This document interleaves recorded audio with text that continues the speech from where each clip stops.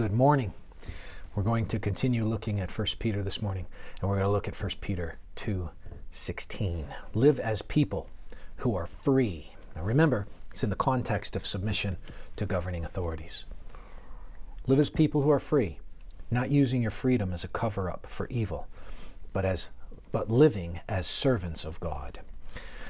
Immediately, what I assume jumps out to you, what certainly jumps out to me, is the juxtaposition of two words: freedom and servant, doulos, slave. You are free. Therefore, you should take your freedom and you should become a slave. We got to think about that a little bit. What are you free from? What are you free from? Well, you're free from adherence to the law, not the civil magistrate law, but from the standpoint of the law in terms of earning your salvation. You're free. You're free from the tyranny of the world and cultural expectation. As exiles, they understood that. They were free and had been set free from the snares and trappings of the devil, the evil one. He has, in the Greek language, it said the devil's been katargeoed. He's been done away with in that. His tyranny over their lives and our lives doesn't reign anymore. You are free.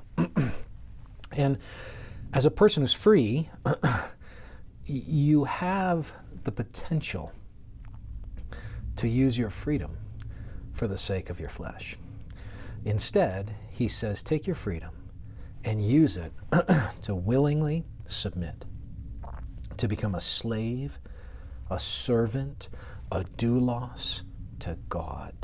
What are the implications of this? I want to give you three of them. Number one, we must do what we naturally don't want to do because our identity is a doulos, a servant or a slave of God.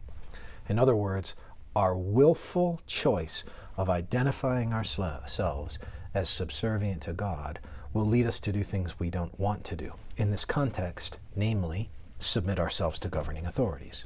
Number two, we're not free to use our freedom as a means to indulge our fleshly impulses with people who disagree with our worldview.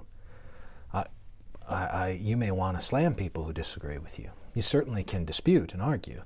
You're not free to be rude. You're not free to be slanderous. You're not free to be malicious. You're not free to usurp authority. These are things that I'm not free to do if I'm going to live as a slave to God. And finally, number three, we must always choose to ultimately obey God when there's a direct conflict. I'm a slave to God, first and foremost. So in that way, if there's a direct conflict with governing authorities, of course, I need to choose God. We ought to obey God rather than men. The apostles famously said in Acts. But normatively, God wants you to obey governing authorities. In so doing, you obey God. So again, we continue on this theme because that's what the text is talking about. And I hope the Lord blesses you today and gives you an encouragement as you seek to use your freedom to be a servant of His.